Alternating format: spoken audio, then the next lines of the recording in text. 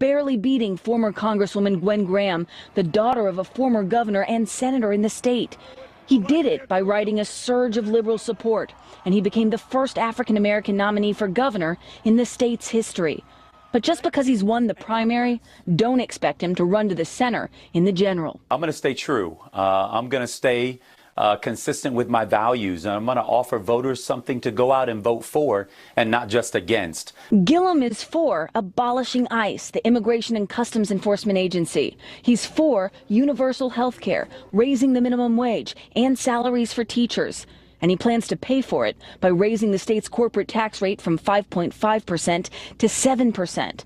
His Republican opponent, Congressman Ron DeSantis, calls him the most liberal candidate the Democratic Party has ever nominated in his state. I'm trying to make Florida even better. He wants to make Florida Venezuela. We have people who in Florida who have fled socialist countries like Cuba and Venezuela. They don't want that imported into Florida. DeSantis just beat the Republican establishment favorite, Adam Putnam.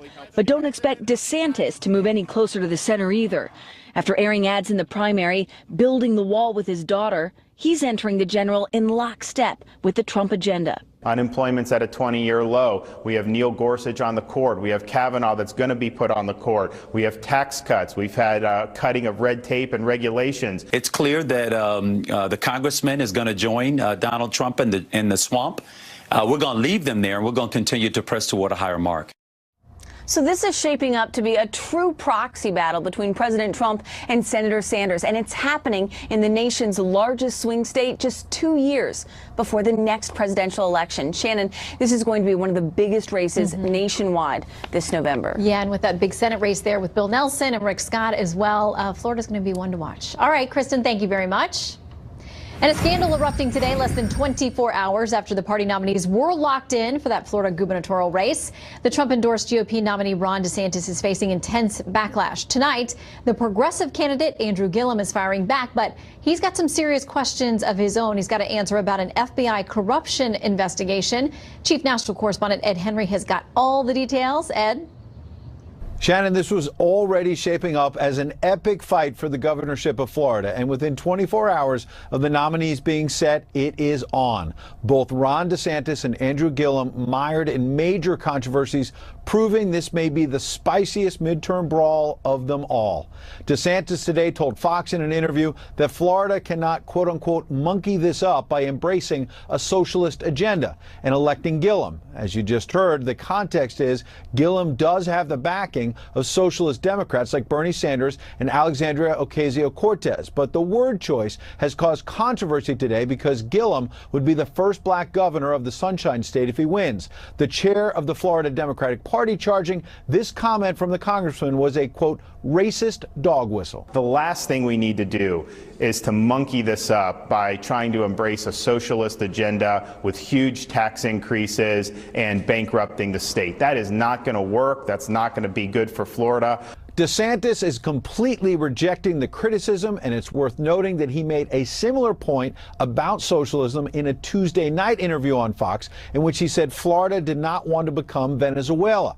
And after today's interview, his campaign put out a statement clarifying he was again referring to socialist policies, and any effort to characterize it otherwise is, in their words, absurd. And shortly before that controversy broke out, the president again tweeted his support for DeSantis, declaring, quote, not only did Congressman Ron DeSantis easily win the Republican primary, but his opponent in November is his biggest dream, a failed socialist mayor named Andrew Gillum, who has allowed crime and many other problems to flourish in his city. This is not what Florida wants or needs. That reference to other problems could be the start of the president and his allies ripping into Gillum, mayor of Tallahassee, for a massive corruption investigation by the FBI. A lobbyist facing scrutiny in that probe was a friend and political ally of Gillum who was on a vacation with the mayor in Costa Rica when some of this exploded. And the FBI has subpoenaed thousands of pages of records from the mayor's office focused on how they dole out money for infrastructure. In an interview with Fox today, Gillum tried to turn the tables on DeSantis, saying he's not worried about the FBI probe and will let them do their jobs within the agency, in contrast to the congressman who's been one of the sharpest critics of how he believes the FBI has a double standard in how it's handled the probes of the president and Hillary Clinton. I've welcomed their investigation to get to the bottom of any corruption that might exist. In his case, he and Donald Trump have done everything that they could to undermine the FBI. As for the monkey comment, Gillum added in that Fox interview he believes DeSantis is taking a page from what he called the Donald Trump playbook, showing again this local race has already gone national in a big way. Shannon? And very quickly, Ed Henry, thank you. Actress Cynthia Nixon and Andrew Cuomo holding their first debate tonight in her long-shot Democratic primary challenge against the incumbent governor. The debate turned out to be feisty, with both candidates talking over each other, accusing each other of distorting the truth, and more. My opponent lives in the world of fiction. I live in the world of fact. Let's just do a few facts, okay? The subway system is owned by New York City. The subway MTA system has been controlled by the state since 1965. Can you stop interrupting? Can you stop interrupting? Can you stop lying? Yeah, as soon as you do. Well, like other races across the country, the showdown is seen as evidence of the battle within the Democrat Party over whether the best path back to power is through seasoned insiders like Cuomo or outsider far leftists like Nixon. Plenty of primary heat this critical midterm cycle. So let's talk about it with tonight's panel. Syndicated radio talk show host, Fox News contributor Leslie Marshall, and radio host of WMAL in Washington, D.C., Larry O'Connor. Good evening to you both. Good evening. You better not interrupt me. Well, then you better not lie. I will if she will. Thank you, Shannon. Listen, Leslie, that Florida race didn't take long to heat up. Nope.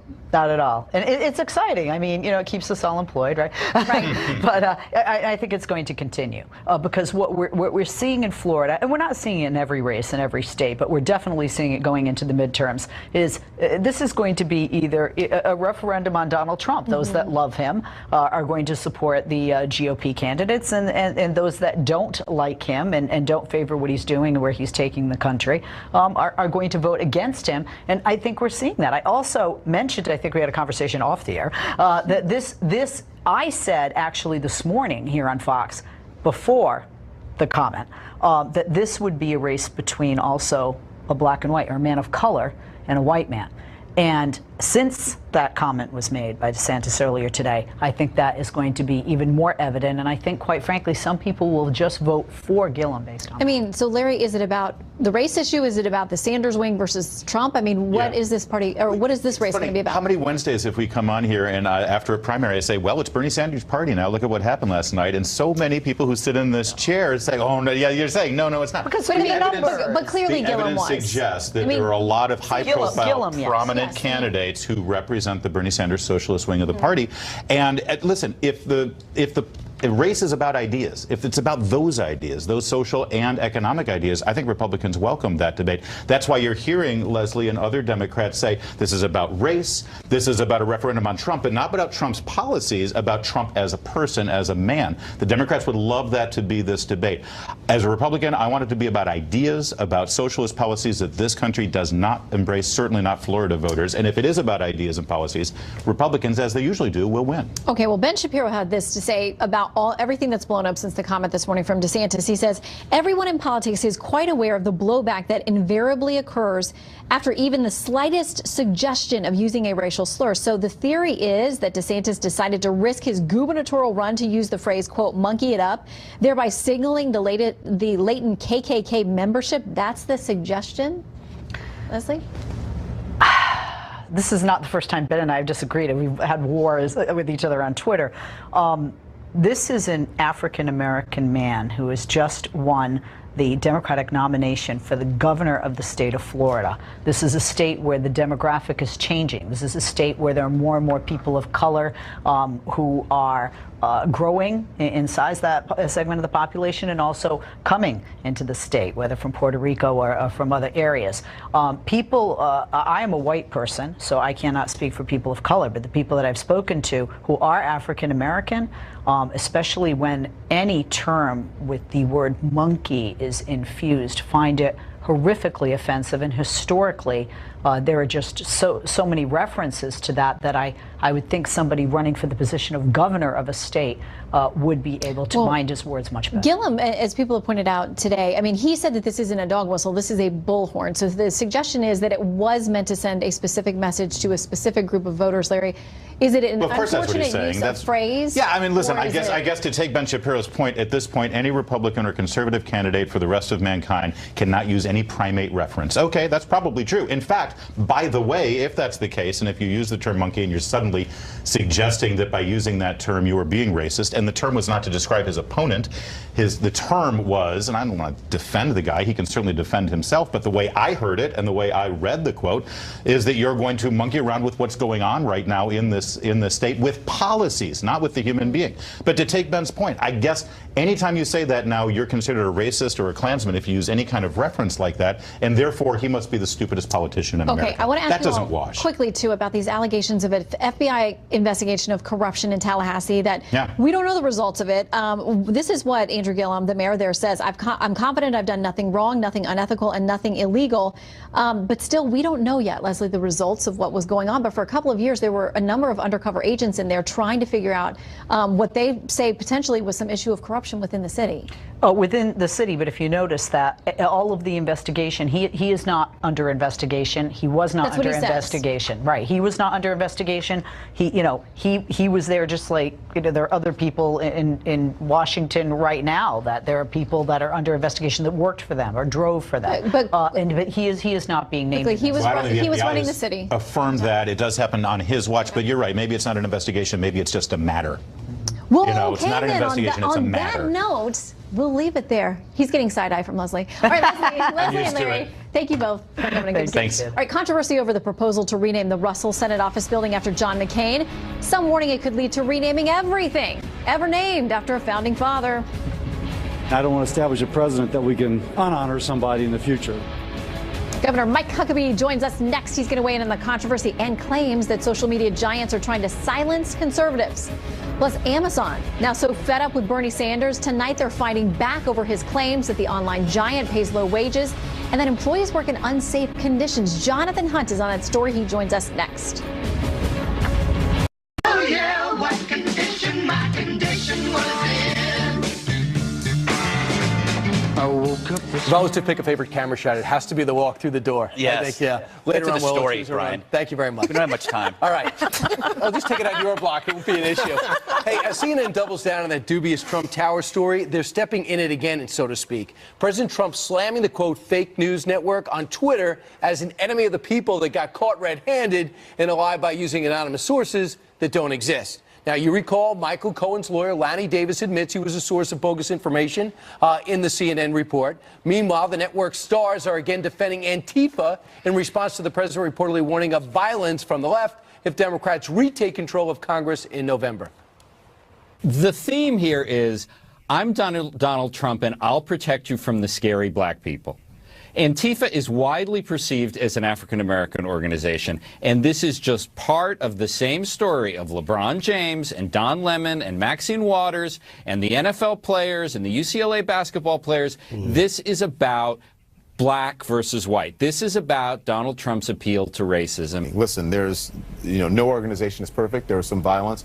No one condones the violence, but there were different reasons for Antifa and for these neo-Nazis to be there.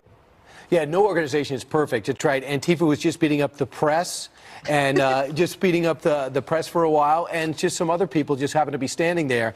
That was 2 weeks ago, and then, of course, they smashed windows back in February, and they wear, I don't think they're black, they wear black masks.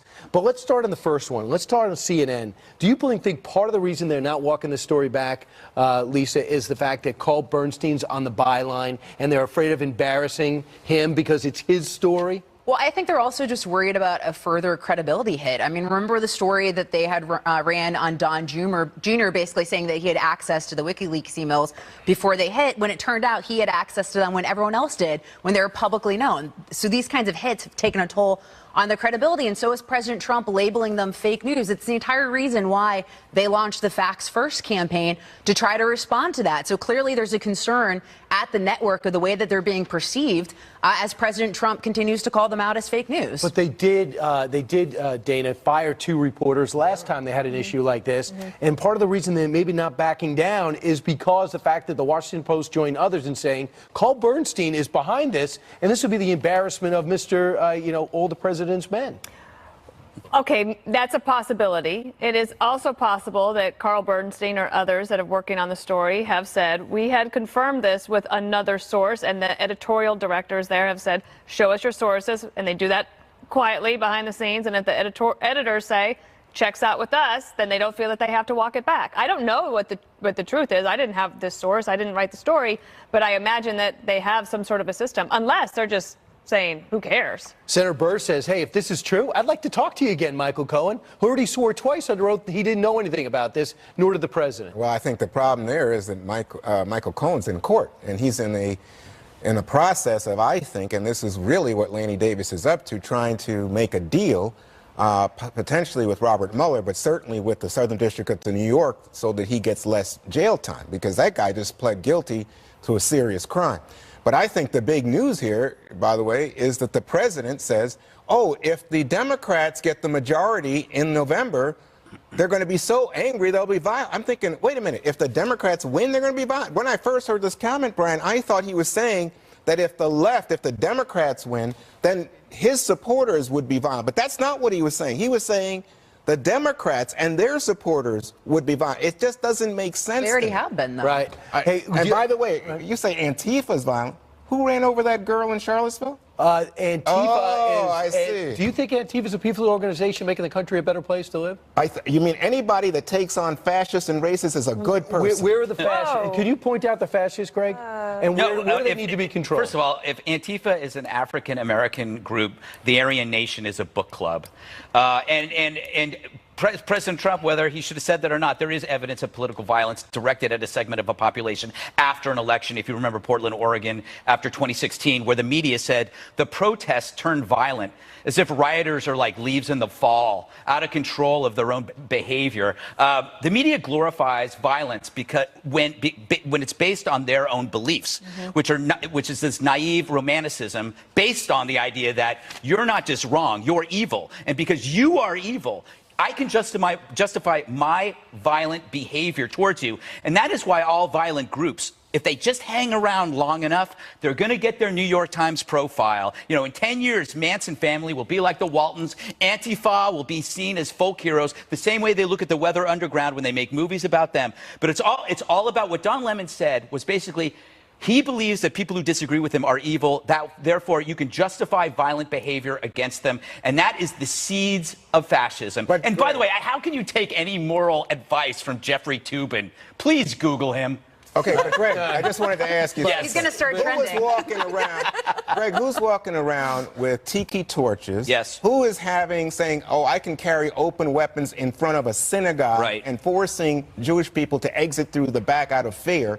I don't think that was Antifa. Well, I'll tell you, Antifa was attacking cops on August 12th, and they were attacking the press, and NBC didn't report their own press crew being attacked. Their activities have been labeled as domestic terrorist violence by the Department of Homeland Security. That's really all you need to know about And also, they wear masks because they're cowards. Let's not forget. Remember who did that? The KKK wore masks. Right. And the KKK, the white nationalists, I agree with you. And the neo-Nazis, that's what Antifa is just like the KKK. Why I can't agree. you just say it's all bad? Well, we don't like it, but I'm saying, all of it. who instigated it, Lisa? Who instigated this? Who said I'm going to have a Ryan Kilmeade did. I blame Kilmeade. I like Lisa Page's summation. They're all bad. Yeah, just bad. Right.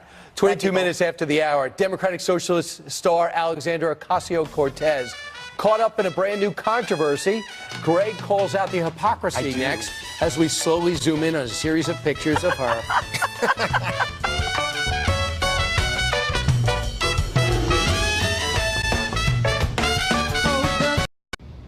Intense reaction out of California tonight as the state makes a huge change in its legal system. The Golden State will eliminate the practice of paying a cash bail to get out of jail before trial. Correspondent Jeff Paul is here on why California is dumping the practice. Cash is no longer king, at least in California, when it comes to bonding out of jail. The state will soon become the first to use risk assessments to decide who goes free and who stays behind bars. We've replaced this system with money system with a detention system where a judge looks at you, and if they think you can let you out with an ankle monitor or reporting in, it happens. Governor Jerry Brown signing the law on Tuesday, saying it's all about treating the rich and poor fairly. Misdemeanor suspects would likely be considered low risk and released within 12 hours of being booked. Charges that involve violent felonies or sex crimes would be seen as high risk, and suspects would likely spend pretrial time in jail. One nation under God indivisible, with liberty and justice for all. Not for the rich, not for those who can afford bail, but for all. Supporters feel far too many people are overcrowding jails, all because of their economic status. But some feel it could jeopardize safety with more accused criminals roaming free. There is no doubt that many of these tens of thousands of individuals have indeed committed a crime, victimized the constituents that we represent. The bail bonds industry is already preparing to fight back with the support of career bounty hunters like Doug Chapman. The poor are not in jail because they're poor, Mr. Sawyer. They're in jail because they broke the law. The ACLU, an original supporter of the bill, is now against the change. The organization feels judges will have too much power to decide, saying when there's discretion, racial disparities are often the worst. The law is set to go into effect October of next year. Shannon?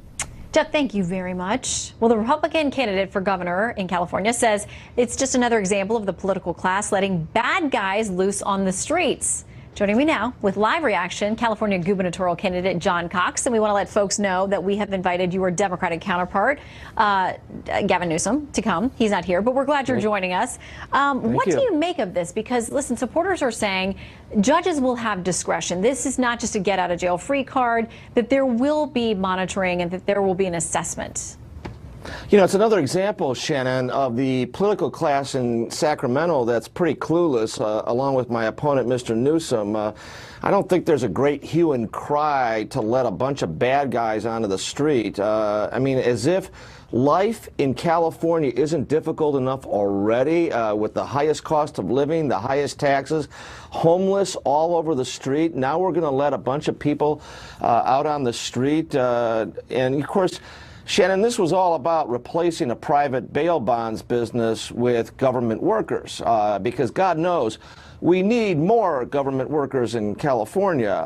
What do you make, though, of the claims that this has been an issue of racial disparity, and it's really been an economic issue as well, that poorer people who don't have the funds to bond themselves out until trial get stuck behind bars, and it shouldn't be about economics, whether you're free or not?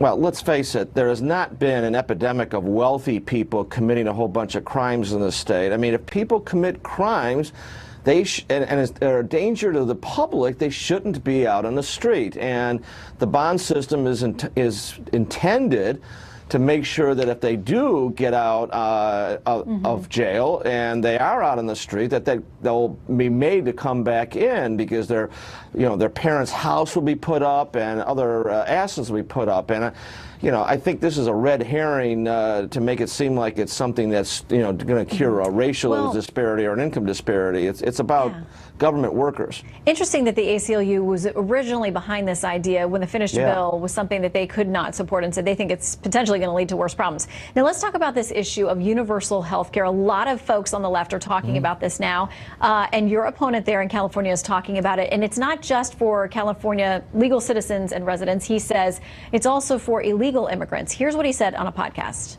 Yep. I did universal health care when I was mayor, fully implemented, regardless of pre-existing condition, ability to pay, and regardless of your immigration status. San Francisco is the only universal health care plan for all undocumented residents in America. I'm very proud of that. And we proved it can be done without bankrupting the city. I'd like to see that we can extend that to the rest of the state. To voters out there making that pitch, I mean, it sounds like no strings attached. Well, it sounds like it's a free lunch. I mean, that's Gavin Newsom trying to buy votes and turn California into the Venezuela of America. I don't think people want that, Shen, at all. People in this state, the working Californians, the forgotten Californians, the people that Gavin Newsom walks over, they're having so much trouble making it in the state. The housing costs, the gasoline costs, and now they're being made to pay for illegal aliens' health care. People who cut in line. I just don't think that there's an overall hue and cry in this state for that. Gavin Newsom and the political class are just clueless about what life is like in this golden state. They have made it so expensive, and now they're going to open up the taxpayers' wallets to give free health care to people. It's not going to fly. Vermont, the liberal state of Vermont, the home of Bernie Sanders, rejected this as unaffordable, and I think the voters are going to reject this as well as Gavin Newsom. Well, there's so much else that we could talk about. Immigration, your critics say that you're not doing interviews on it, that you want to have it both ways and say, you're going to say that you are with the president, but you don't want to rile up California voters in there. We're out of time just about, but can you give us a sentence on where you are on immigration? Well, I'm a Jack Kemp Republican. I want more immigration to this state and to this country, but I want it to be legal. I don't want it to be people that are cutting in line. But we've got to get a solution to this. We've got to get E-Verify, a guest worker program. We've got to make it so that we have a solution to the DACA problem. The politicians like Gavin Newsom don't want to solve the problem. I'm a businessman, Shannon. Yeah. I want to deliver results, and I want to solve the problem. Well, there are no easy answers, and I know that you think one of those potential solutions could be jail time for CEOs at companies that hire people illegally. So come back soon, and maybe your counterpart, Mr. Newsom, will come on as well. He's invited, and we'd love to continue talking to you. Thank you so much. Love it. All right. Thank you. Senator John McCain may have had his differences with the president, but America has shown a lot of unity this week in paying respects to a man who loved and served his country. An emotional day as McCain's casket arrived at the Arizona State Capitol. Coming up, we're going to be joined by Captain Charlie Plumb. He's a lifelong friend of the senator who was also a prisoner.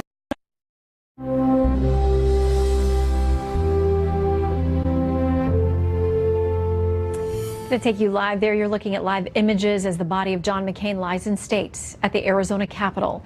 McCain died Saturday of brain cancer. Tonight, thousands of Arizonans are paying their respects. National correspondent William Lajeunesse is there in Phoenix, where they have been queued up for a long time. Good evening, William.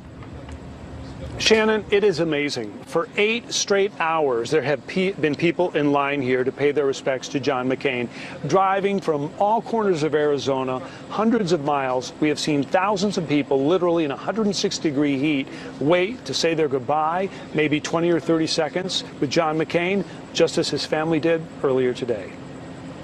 Let these tears bring blooms in the desert he loved, in the country he served, and in all our hearts. Arizona said goodbye today to its favorite adopted son, remembering John McCain as a hero, statesman, and maverick. He represented our values all over the world as senator from Arizona, and America is stronger for his fierce defense of our values. On what would have been his 82nd birthday, friend and former Senator Jon Kyl said McCain's love of country grew while in Vietnam. John McCain believed in America. He believed in its people, its values, and its institutions. He said he came to this realization during his time as a POW in Vietnam. He is also remembered for protecting the state he served for 36 years. He fought like hell for the causes he to their father. Tomorrow, Shannon, the casket will stay here tonight, motorcade to the church tomorrow, then we'll fly to D.C. for funeral services and burial on Sunday in Annapolis. Back to you. We'll cover that here. William Lajeunesse, thank you very much. Well, Senator McCain spent more than 5 years held captive and tortured as a prisoner of war during the Vietnam War. Captain Charlie Plumb was shot down 6 months before McCain and was one of the first to learn of his capture. And as an expert in covert communication, he found ways to communicate with the late senator while they were both imprisoned in Hanoi.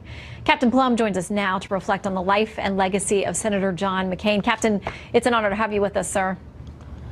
Thank you, Shannon. A pleasure. Listen, I know before Hanoi and what happened there, I understand Senator McCain had been your flight instructor out of the Naval Academy. What was he like? He was a tough instructor, that's for sure. A real taskmaster, but he really wanted us to be the best that we could be. Mm-hmm. And the difference, I think, in John as an instructor and as a prisoner of war, even as a politician, was that he didn't he didn't follow all the rules. He did not lock step with a lot of other people, and you had no advantage with him if you had political power or money or prestige. He was going to treat his students with the best he could, with teaching us the best way to fly and the best way to live life. Yeah, and once you wound up in Vietnam, I mean, you flew dozens and dozens and dozens of missions before you were ultimately shot down, about 6 months before him. And you talk about learning that he was going to be there imprisoned and how important it was for anyone new who came in, that you found that they had a way to connect and found a way to communicate, because it made all the difference knowing you had each other in those horrible conditions. Communication was vital, that's for sure. And we left no stone unturned to communicate with the new guys. He came in very broken up. He had 7 broken bones when he was shot down, and he was put in a cell not far from mine. And it was difficult to communicate with the man because of his state. And so they cut his hair one time, and the hair was all outside, and he was even prematurely gray by that time. I noticed hair outside his prison cell, and when I got close enough, I whistled anchors away, because I knew of his great naval tradition. I went to Annapolis with his brother Joe. I'd served under his father, the Admiral McCain. And when I whistled anchors away, he whistled back anchors away at me. And we knew it was John McCain. We then established communication, and he became a great leader. I remember, you know, one of his mantras was, hey, there will be no griping in this prison camp. We are not on the defensive. We are on the offensive here. We're not being held here without any power. We are warriors, and we'll fight this war till our last dying breath. And it turned the whole thing around. You know, we came from the defensive to the offensive, and it gave us a purpose and a reason for being there. Yeah. In a sentence or two before out of time, how do you want people to remember him now as they're grieving? I would hope that they would pledge rather to take joy from his life, and to try to be more like McCain, and to be your own, have your own moral compass, and live by that compass, and not necessarily those around you, not your party, not your not the crowds. Be your own person and live by that. Well, that's how he got the name Maverick. Captain Plum, an honor to have you with us. Thank you, sir, for your service and for being with us tonight. Thanks, Shannon. Another campaign promise of President Trump is coming true tonight. On the campaign trail, candidate Trump promised to cut the red tape and shorten the approval process for new drugs. Correspondent Garrett Tenney tells us why, despite some concerns, it's happening at a record pace.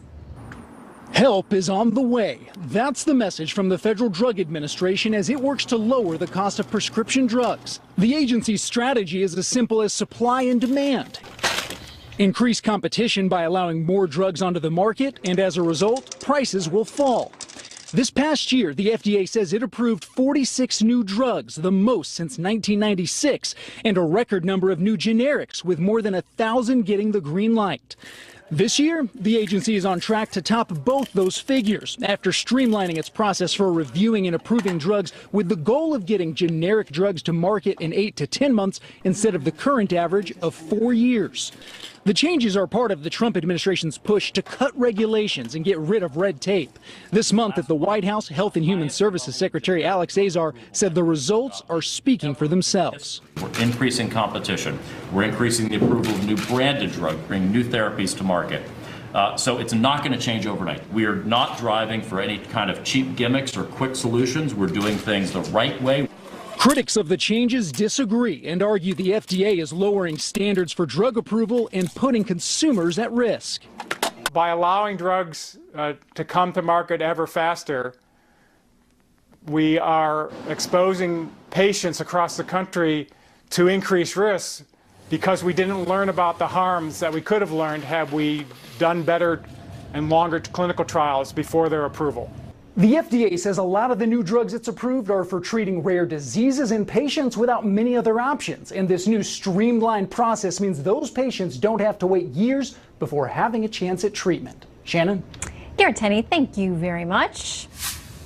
Well, time for our Midnight Heroes. Jacksonville Jaguar quarterback Blake Bortles showed his appreciation for the brave officers who responded to the tragic shooting at the video game tournament this past weekend. Bortles provided meals for the first responders who worked around the clock there on the scene. He also sent along a note. It said this: "Thank you for everything that you do. Your service today and every day is greatly appreciated." Well, the officers, they were happy about it. They responded in a tweet themselves, saying, "It's been a long couple of days and we are so appreciative for your kindness. Thank you. We salute Blake Bortles and the Jacksonville first responders, all of them, for the heroic activity. There are midnight heroes tonight." Thank you so much for joining us tonight. Most watched, most grateful, most trusted, and most grateful you spent the evening with us. Good night from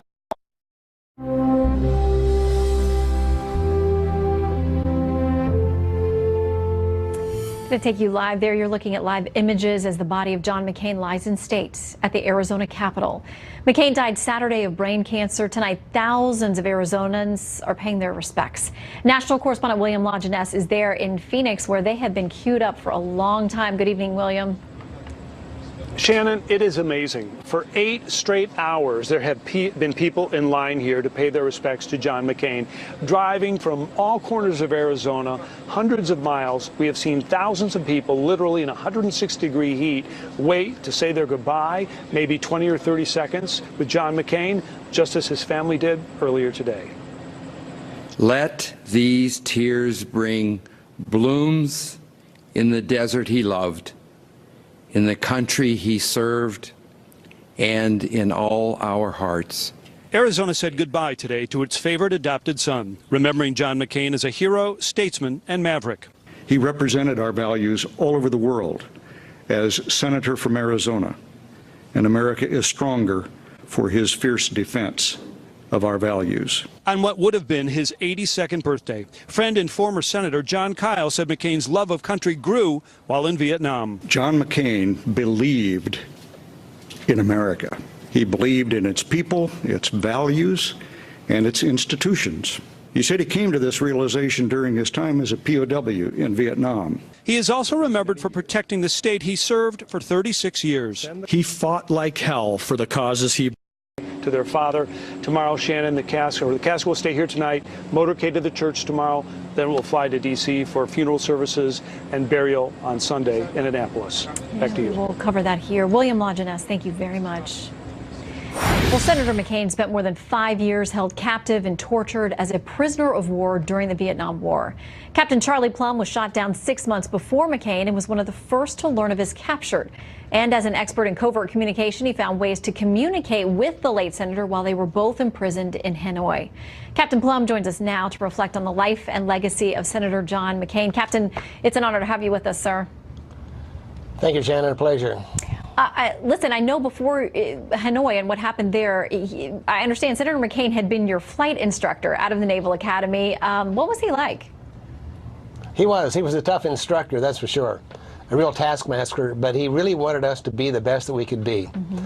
And the difference, I think, in John as an instructor and as a prisoner of war, even as a politician, was that he didn't follow all the rules. He did not lock step with a lot of other people, and you had no advantage with him if you had political power or money or prestige. He was going to treat his students with the best he could, with teaching us the best way to fly and the best way to live life. Yeah, and once you went up in Vietnam, I mean, you flew dozens and dozens and dozens of missions before you were ultimately shot down about 6 months before him. And you talk about learning that he was going to be there imprisoned and how important it was for anyone new who came in, that you found that they had a way to connect and found a way to communicate, because it made all the difference knowing you had each other in those horrible conditions. Communication was vital, that's for sure. And we left no stone unturned to communicate with the new guys. He came in very broken up. He had 7 broken bones when he was shot down, and he was put in a cell not far from mine. And it was difficult to communicate with the man because of his state. And so they cut his hair one time, and the hair was all outside, and he was even prematurely gray by that time. I noticed hair outside his prison cell, and when I got close enough, I whistled anchors away, because I knew of his great naval tradition. I went to Annapolis with his brother Joe. I'd served under his father, the Admiral McCain. And when I whistled anchors away, he whistled back anchors away at me. And we knew it was John McCain. We then established communication, and he became a great leader. I remember, you know, one of his mantras was, "Hey, there will be no griping in this prison camp. We are not on the defensive. We are on the offensive here. We're not being held here without any power. We are warriors, and we'll fight this war till our last dying breath." And it turned the whole thing around. You know, we came from the defensive to the offensive, and it gave us a purpose and a reason for being there. Yeah. In a sentence or two before we're out of time, how do you want people to remember him now as they're grieving?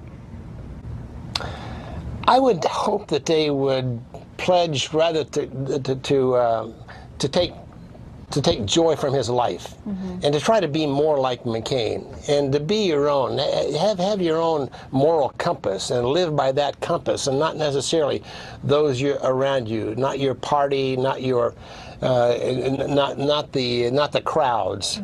Be your own person and live by that. Well, that's how he got the name Maverick. Captain Plum, an honor to have you with us. Thank you, sir, for your service and for being with us tonight.